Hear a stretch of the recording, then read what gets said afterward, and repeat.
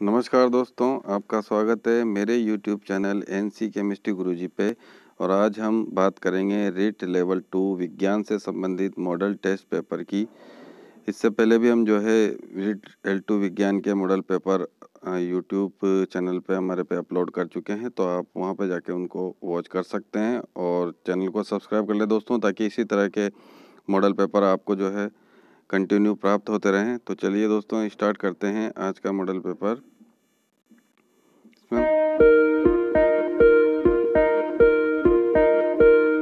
हम देखते हैं क्वेश्चन नंबर 1। क्वेश्चन नंबर 1 जो है वो है, निम्नलिखित में से कौन एक परमाणु का भाग नहीं है। तो परमाणु के अंदर ए ऑप्शन है न्यूट्रॉन, बी ऑप्शन है इलेक्ट्रॉन, सी ऑप्शन है फोटोन और डी ऑप्शन है प्रोटॉन। तो दोस्तों, जैसा कि हमने परमाणु संरचना टॉपिक जब पढ़ा था ऑनलाइन स्टडी, जो कि हमारे चैनल पे हमने अपलोड कर रखा है, वहाँ पे जाके आप वो वीडियो वॉच कर सकते हैं। तो परमाणु के अंदर क्या होता है, इस तरीके से परमाणु होता है और बीच में इसमें जो है ये नाभिक होता है। इसके अंदर नाभिक में इलेक्ट्रॉन जो होते हैं ये इस नाभिक के चारों तरफ चक्कर लगाते हैं और नाभिक के अंदर प्रोटॉन और न्यूट्रॉन पाए जाते हैं। तो यानी परमाणु के जो मूलभूत कण होते हैं दोस्तों, वो इलेक्ट्रॉन, प्रोटॉन और न्यूट्रॉन होते हैं। इस तरीके से यहाँ पर जो सी ऑप्शन हो जाएगा वो बिल्कुल राइट हो जाएगा। फोटोन जो है परमाणु का भाग नहीं होता है। चलिए दोस्तों, हम नेक्स्ट क्वेश्चन की तरफ चलते हैं।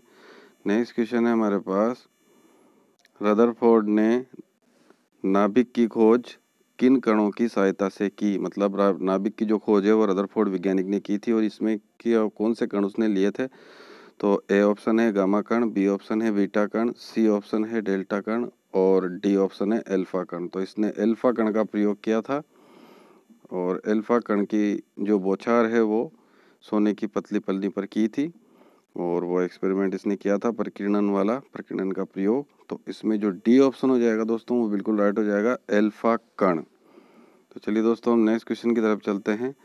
नेक्स्ट क्वेश्चन है हमारे पास, यदि किसी कोश की संख्या को n से दर्शाया जा रहा है, स्मॉल n से इसको दर्शा रहे हैं, तो कोश में अधिकतम इलेक्ट्रॉनों की संख्या कितनी होगी। तो जैसा हमने परमाणु संरचना में ऑनलाइन स्टडी में पढ़ा था, जब ये टॉपिक हमने आपको पढ़ाया था, तो ए ऑप्शन है 2n, बी ऑप्शन है n, सी ऑप्शन है 2n स्क्वायर, डी ऑप्शन है 2n का क्यूब। तो इसमें दोस्तों जो सी ऑप्शन हो जाएगा वो बिल्कुल करेक्ट हो जाएगा, 2n स्क्वायर। 2n स्क्वायर सूत्र के द्वारा जो है हम किसी भी कोश में अधिकतम इलेक्ट्रॉनों की संख्या निकाल सकते हैं। जैसे n बराबर 1 में हमें निकालना है तो n की वैल्यू 1 पुट कर देंगे। तो n बराबर 1 के लिए क्या आ जाएगा फ्रेंड्स, 1 के लिए अगर अधिकतम इलेक्ट्रॉन निकालने हैं तो वो 2 आ जाएंगे, यानी कि पहली कक्षा में अधिकतम इलेक्ट्रॉन 2 हो सकते हैं। तो इस तरीके से हम n के मान रख कर इसमें किसी भी कोश में अधिकतम इलेक्ट्रॉनों की संख्या निकाल सकते हैं। तो चलिए दोस्तों, हम नेक्स्ट क्वेश्चन की तरफ चलते हैं। नेक्स्ट क्वेश्चन है हमारे पास कि जब दो इलेक्ट्रॉन एक ही कक्षक में पाए जाते हैं तो उनका चक्रण कैसा होता है। ए विपरीत चक्रण, बी समान चक्रण, सी कोई चक्रण नहीं, डी विपरीत या समान चक्रण। तो दोस्तों, ये इस तरह का कक्षक होता है और इस कक्षक के अंदर इलेक्ट्रॉन जो होते हैं अधिकतम 2 इलेक्ट्रॉन हो सकते हैं और उनका जो चक्रण होता है वो विपरीत चक्रण ही होता है।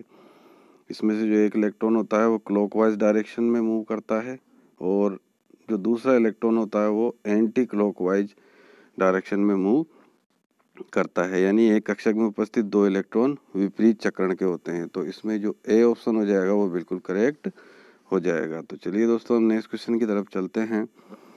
नेक्स्ट क्वेश्चन है हमारा, परमाणु सिद्धांत की किस वैज्ञानिक ने खोज की। यानी जो परमाणु सिद्धांत है परमाणु को समझाने के लिए जो दिया गया उसकी खोज किसने की। A Albert Einstein, B Niels Bohr, C Anderson और डी जॉन डाल्टन। तो जॉन डाल्टन ने जो है, जॉन डाल्टन था, डाल्टन, इसने ही जो है परमाणु सिद्धांत की खोज की थी, परमाणु के बारे में बताया था। नेक्स्ट क्वेश्चन की तरफ चलते हैं दोस्तों। नेक्स्ट क्वेश्चन है, परमाणु के नाभिक में क्या पाया जाता है। A electron proton, B electron neutron, C proton neutron और डी इलेक्ट्रॉन प्रोटॉन न्यूट्रॉन। तो दोस्तों, ये इस तरीके से परमाणु होता है और इसमें बीच में नाभिक पाया जाता है। तो इस नाभिक में होते हैं दोस्तों P प्लस N, यानी प्रोटॉन प्लस न्यूट्रॉन इसके अंदर पाए जाते हैं और चारों तरफ इलेक्ट्रॉन इसमें चक्कर लगाते हैं। तो इसका जो सी ऑप्शन हो जाएगा प्रोटॉन और न्यूट्रॉन, ये बिल्कुल करेक्ट हो जाएगा। नाभिक में प्रोटॉन और न्यूट्रॉन पाए जाते हैं। तो दोस्तों हम नेक्स्ट क्वेश्चन की तरफ चलते हैं। नेक्स्ट क्वेश्चन है हमारे पास, एक परमाणु में एक कक्षक में 2 इलेक्ट्रॉनों की चारों क्वांटम संख्याएं समान नहीं होती है, तो ये नियम किस वैज्ञानिक ने दिया था? ए आइंस्टीन, बी हुंड, सी हाइजेनबर्ग और डी पाउली। तो इसमें डी ऑप्शन बिल्कुल राइट हो जाएगा। पाउली का जो अपवर्जन नियम था उसमें ये बताया गया था दोस्तों कि एक ही कक्षक में अगर 2 इलेक्ट्रॉन पाए जाते हैं तो इसके लिए एन का मान सेम भी हो सकता है, एल का हो सकता है, एम का हो सकता है, लेकिन जो एस का वैल्यू होता है वो हमेशा प्लस हाफ, एक इलेक्ट्रॉन का प्लस हाफ रहता है और दूसरे का माइनस हाफ रहता है, यानी विपरीत चक्रण ये रहता है। तो ये नियम पाउली वैज्ञानिक ने दिया था। ये भी आप हमारे जो ऑनलाइन वीडियो हैं परमाणु संरचना के क्वांटम संख्या संबंधित, वहाँ पर जाकर वॉच कर सकते हैं। तो दोस्तों चैनल को सब्सक्राइब कर लीजिए ताकि आपको समय समय पर ऑनलाइन क्लास और मॉडल पेपर से संबंधित जानकारी मिलती रहे। अब नेक्स्ट क्वेश्चन हम देखते हैं। नेक्स्ट क्वेश्चन है हमारे पास, जेम्स चैडविक ने किस कण की खोज की थी? जो वैज्ञानिक था जेम्स चैडविक, ए न्यूट्रॉन की, बी प्रोटॉन, सी इलेक्ट्रॉन और डी न्यूट्रिनो। तो इसमें जो ए ऑप्शन हो जाएगा दोस्तों वो बिल्कुल राइट हो जाएगा। जो न्यूट्रॉन होता है उस न्यूट्रॉन की खोज जेम्स चैडविक ने की थी। न्यूट्रॉन की खोज जेम्स चैडविक वैज्ञानिक ने की थी। नेक्स्ट क्वेश्चन देखते हैं। नेक्स्ट क्वेश्चन है हमारे पास, 1s2 2s2 2p6 इलेक्ट्रॉनिक विन्यास किसका होता है? इसमें ए ऑप्शन है सोडियम कार्बन, बी ऑप्शन है sodium +1 and neon, C option है एफ एंड एमजी और डी ऑप्शन है एनी एंड एफ। तो इसमें टोटल 10 इलेक्ट्रॉन आ रहे हैं दोस्तों। जो नियोन होती है वो अक्रिय गैस होती है, इसका परमाणु क्रमांक जो होता है वो 10 पाया जाता है, यानी कि एक तो ये ऑप्शन हो जाएगा। और अगर हम सोडियम की बात करें बिना आवेश के, तो इसमें 11 इलेक्ट्रॉन होते हैं, लेकिन यहाँ पर ऑप्शन में हमें क्या दे रखा है? Na+। Na+ का मतलब इसमें से एक इलेक्ट्रॉन कम हो जाएगा, यानी नियोन में भी 10 हो जाएंगे और सोडियम प्लस में भी 10 हो जाएंगे, यानी कि यहाँ पर जो बी ऑप्शन हो जाएगा दोस्तों वो बिल्कुल करेक्ट हो जाएगा। नेक्स्ट क्वेश्चन की तरफ चलते हैं दोस्तों। नेक्स्ट क्वेश्चन है हमारे पास, किसी कक्षा में अभिविन्यास के बारे में, अभिविन्यास की दिशा के बारे में जानकारी कौन सी क्वांटम संख्या देती है? चक्रण, दिगंशी, मुख्य और चुंबकीय। तो इसमें जो डी ऑप्शन हो जाएगा दोस्तों बिल्कुल करेक्ट हो जाएगा। चुंबकीय क्वांटम संख्या जो है अभिविन्यास के दिशा के बारे में जानकारी देती है। नेक्स्ट क्वेश्चन की तरफ चलते हैं दोस्तों। नेक्स्ट क्वेश्चन है हमारा, यदि किसी परमाणु का इलेक्ट्रॉनिक विन्यास 2 8 3 बताया गया है तो इसमें संयोजी इलेक्ट्रॉनों की संख्या, तो ये बाह्यतम कोश के इलेक्ट्रॉनों की संख्या होती है। तो जो सबसे बाहर के जो इलेक्ट्रॉन होते हैं वही संयोजी इलेक्ट्रॉन होते हैं। तो A option 8, B option 2, C option 3 है और डी ऑप्शन है 13। तो हमें दे रखा है 2 8 और 3। तो ये जो सबसे बाहर के इलेक्ट्रॉन है यही संयोजी इलेक्ट्रॉन होते हैं, यानी कि इसका जो सी ऑप्शन होगा 3 वो बिल्कुल करेक्ट हो जाएगा। फ्रेंड्स हम देखते हैं नेक्स्ट क्वेश्चन। नेक्स्ट क्वेश्चन है हमारे पास,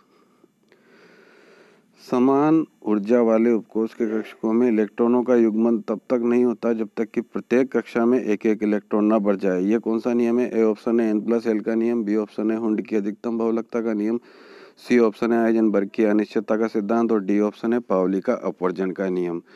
तो ये जो बताया था, ये नियम बताया था दोस्तों हुंड ने, और हुंड की अधिकतम बहुलकता का नियम बी ऑप्शन बिल्कुल करेक्ट हो जाएगा। कि जैसे इस तरीके से हमें कोई कक्षक बता रखे हैं तो पहले इन कक्षकों में, सब कक्षकों में एक एक इलेक्ट्रॉन भरा जाता है, उसके बाद ही दूसरा इलेक्ट्रॉन आता है, यानी युग्मन तभी होता है जब तक कि एक एक इलेक्ट्रॉन नहीं आ जाए। ये हमने पी उपकोष के बारे में बात की थी। हम चलते हैं नेक्स्ट क्वेश्चन की तरफ। नेक्स्ट क्वेश्चन है दोस्तों, कार्बन परमाणु का परमाणु क्रमांक 6 होता है और परमाणु भार 12 होता है, तो इसके नाभिक में कितने प्रोटॉन होंगे? तो ये कार्बन है दोस्तों, इसका परमाणु क्रमांक 6 होता है। तो प्रोटॉन के बारे में पूछ रहा है। अभी उदासीन है ये, जब कोई भी परमाणु उदासीन अवस्था में होता है तो उसका जो परमाणु क्रमांक होता है उतने ही उसमें इलेक्ट्रॉन होते हैं और उतने ही उसमें प्रोटॉन पाए जाते हैं। तो इसका जो डी ऑप्शन हो जाएगा दोस्तों वो बिल्कुल करेक्ट हो जाएगा। प्रोटॉन की संख्या उसमें 6 होगी, 6। नेक्स्ट क्वेश्चन की तरफ चलते हैं। नेक्स्ट क्वेश्चन है हमारे पास, न्यूट्रॉन की संख्या किससे ज्ञात कर सकते हैं? ए का मतलब है दोस्तों यहाँ पे द्रव्यमान संख्या और जेड का मतलब है परमाणु क्रमांक। तो तो जब भी हमें न्यूट्रॉन की संख्या निकालनी होती है तो इसका सूत्र होता है दोस्तों न्यूट्रॉन की संख्या का A माइनस जेड। यानी अगर हम द्रव्यमान संख्या में से परमाणु क्रमांक को घटा दें तो हम न्यूट्रॉन की संख्या निकाल सकते हैं। जैसे हम मेसोन की खोज किस वैज्ञानिक ने की थी, जो मेसोन कण था उसकी खोज किस वैज्ञानिक ने की थी? ए ऑप्शन है थॉमसन, बी ऑप्शन है चैंडविक, सी ऑप्शन है युकावा और डी ऑप्शन है एंडरसन। तो इसमें जो सी ऑप्शन हो जाएगा दोस्तों बिल्कुल राइट हो जाएगा। जो युकावा वैज्ञानिक था उसने ही क्या किया था, मेसोन कणों की खोज की थी। दोस्तों नेक्स्ट क्वेश्चन की तरफ चलते हैं। नेक्स्ट क्वेश्चन है हमारे पास कि जब कोई इलेक्ट्रॉन निम्न कक्षा से उच्च कक्षा में जाता है, मतलब जब वो निम्न कक्षा से उच्च कक्षा में जाता है तो ऊर्जा का अवशोषण, परमाणु का आकार, ऊर्जा का उत्सर्जन या इनमें से कोई नहीं। तो दोस्तों इसमें ए ऑप्शन बिल्कुल करेक्ट हो जाएगा। जब वो निम्न कक्षा से, जैसे कि मान लो E1 से जा रहा है E2 में, उच्च कक्षा में अगर वो जा रहा है यानी n बराबर 1 से n बराबर 2 में अगर वो जा रहा है तो उसको ऊर्जा देनी पड़ेगी, ऊर्जा का अवशोषण वो करेगा। तो यहाँ पर जो ए ऑप्शन है वो दोस्तों बिल्कुल करेक्ट हो जाएगा। n बराबर 1 के लिए ऊर्जा E1 होगी और n बराबर 2 के लिए ऊर्जा E2 होगी। नेक्स्ट क्वेश्चन की तरफ चलते हैं दोस्तों।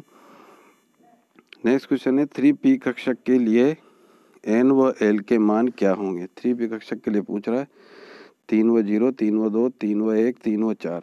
तो 3p में हमें निकालना है दोस्तों। तो ये जो 3 होता है ये तो n होता है, यानी n बराबर तो 3 आ जाएगा।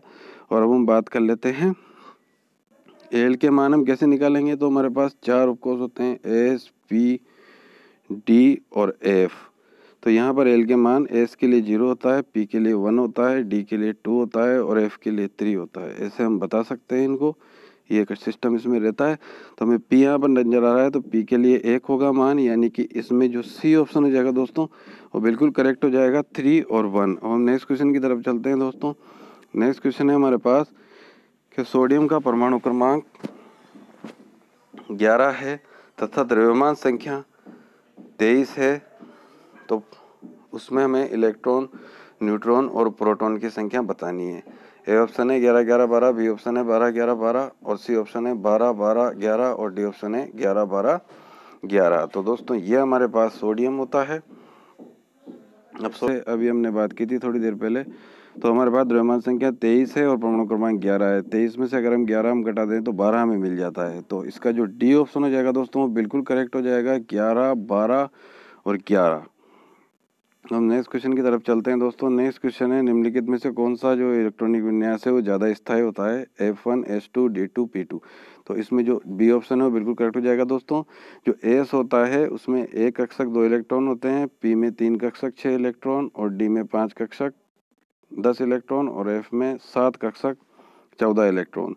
तो इसमें जो फुल फील्ड हाफ फील्ड वाले होते हैं जैसे कि P3 है, P6 है, इसी तरीके से D5 है, D10 है, F7 है, F14 है, S2 है, ये सब क्या है मोर स्टेबल होते हैं अन्य की तुलना में। तो यहाँ पर हमें S2 ही ऐसा ऑप्शन नज़र आ रहा है, इसलिए इसमें जो है S2 बिल्कुल करेक्ट हो जाएगा। नेक्स्ट क्वेश्चन की तरफ चलते हैं दोस्तों। नेक्स्ट क्वेश्चन है यदि किसी परमाणु की तीसरी कक्षा सबसे बाहरी कक्षा है तो उसमें अधिकतम इलेक्ट्रॉनों की संख्या हमें निकालनी है। ए ऑप्शन है 14, बी ऑप्शन है 20, सी ऑप्शन है 8 और डी ऑप्शन है 18। यानी कि हमें यहाँ पर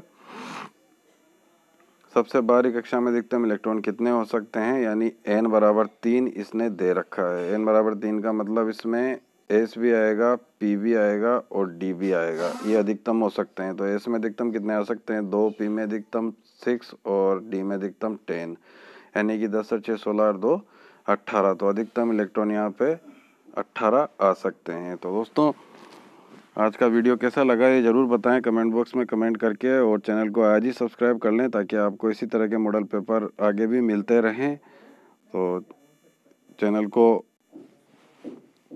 सब्सक्राइब करें दोस्तों, लाइक करें, और जो भी आपके रीट L2 विज्ञान से संबंधित दोस्त हैं, फ्रेंड्स हैं, उनको भी ये वीडियो शेयर करें।